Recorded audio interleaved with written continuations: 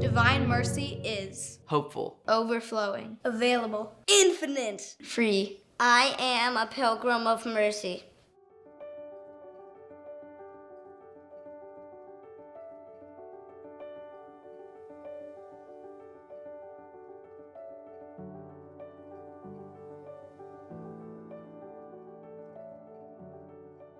How is the best way to live? The best way to live is one of life's biggest questions. This is the question that the great thinkers of every age grapple with. It is also a question that we each wrestle with in a deeply personal way. We are all searching for the best way to live. Sometimes it's a conscious search, and sometimes it's an unconscious yearning for something more, or something different. But it's a question we must each answer for ourselves. I have come to the conclusion that the gospel of Jesus Christ is the best way to live. I've thought long and hard about this, explored dozens of philosophies, and foolishly tried to come up with my own self-interested way of living. But all of these fell short. I am totally convinced that the life Jesus invites us to in the Gospels is the best way to live. In fact, I am so convinced that even if you could prove to me that God does not exist, that eternity does not exist, and that we simply cease to exist after we die, I would still believe that the teachings of Jesus offer the best way to live. You see, I'm a practical man, and the gospel, it works. It helps everyone who embraces it to increasingly become more perfectly themselves. It celebrates the dignity of the human person, which is a primary truth that is indispensable if we are to understand the world around us. It fosters phenomenal relationships and encourages vibrant and orderly community. It promotes right relationships between humanity and nature. The gospel, it just works. In an amazingly practical way, the gospel is the answer to all of the deeply personal questions of life and the light that shows us the next step to take in our journey. There is simply no better way to live. And the joy that comes from living the teachings of Jesus Christ is unmistakable. Nothing else brings such joy. The third spiritual work of mercy, Admonish the sinner, is about encouraging others in the direction of that joy.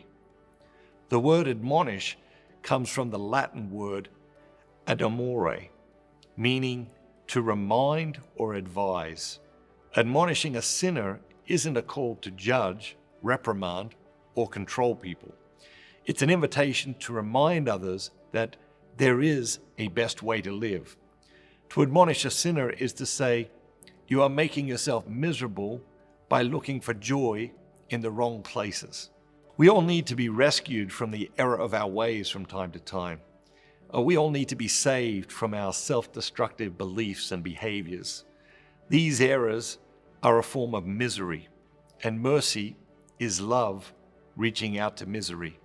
It is always an invitation to a better life. There is a reality that we don't like to talk about. You can mislive your life. Most people never consider it as a possibility, but it's true. You can mislive your life. We assume that all lives are well lived. It isn't true. We deceive ourselves. The disturbing truth is you don't even need to do something significantly egregious to mislive your life. You don't need to become a drug addict or murder someone to mislive your life. You can do it in the most mundane and ordinary ways. It can happen so subtly that the people around you wouldn't even notice because you have most likely surrounded yourself with people misliving their lives in exactly the same ways. All it takes is the consistent application of mediocrity, laziness, procrastination, obsession with material possessions, and self-centeredness. This is why we need to be admonished. This is why we are called to admonish others. Think of a time in your past when you were headed down a dark and devastating self-destructive path. Maybe you were in a toxic relationship. Perhaps you were stuck in a soul-crushing job. Maybe you were caught up in a cycle of bad financial decisions or running with friends who brought out the worst in you. Maybe you're ignoring your health or burying your talents. Maybe you're thinking about having an affair or getting carried away by an addiction, ego getting out of control, gossip become central to your conversations. There are plenty of times in our lives when we need a true friend who cares more about the eternal destination of our soul than anything else. We need someone who is willing to go out on a limb to admonish us. Some people will thank you for it. Others will hate you for it. I'm not going to pretend otherwise, but their reaction doesn't matter. Your words will keep stirring their hearts long after you speak them. And a week from now, or 3 years from now, they may wake up and respond to your reminder. These reminders are a great mercy because the uncomfortable truth is, it is possible to mislive our lives, and the stakes are huge. When God challenges us to change our lives, we may resist at first, but keep in mind, mercy is always an invitation to a better life.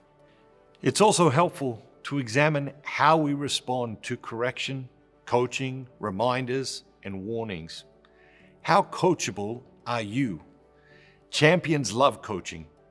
They are so committed to excellence that they would listen to their worst enemy's advice if it would help them run half a second faster or the equivalent in their particular sport or discipline.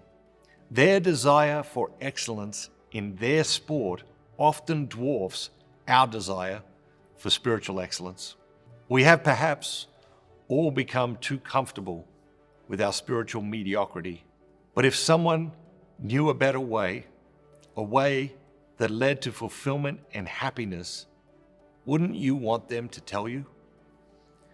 Sometimes we all need a reminder that we are in danger of misliving our lives.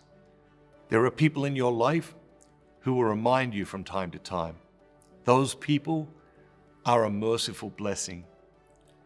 There are people in your life who need you to remind them too. These are difficult conversations. It's natural to be anxious and fearful. But courage comes from remembering there's simply too much at stake to stay silent. Trust, surrender, believe, receive. How many people do you know who have stopped going to Mass? It's sad, isn't it? So many people don't go to Mass anymore. And they aren't strangers. It's our family and friends very often. And the tragic part, they have no idea what they're missing out on. We want to change that at Dynamic Catholic.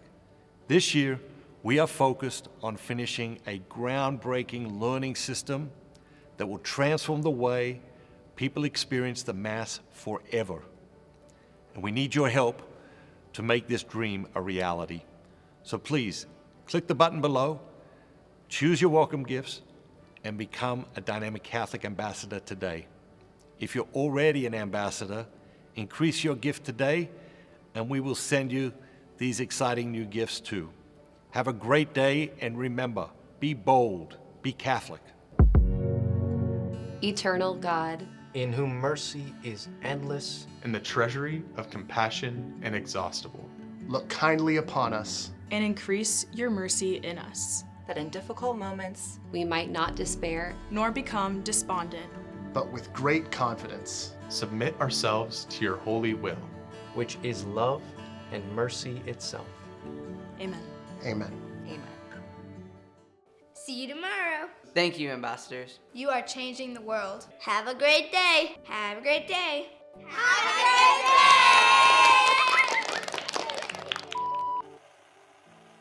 Hey Isabel, one of the best ways to be a pilgrim of mercy is to collaborate with God to create holy moments.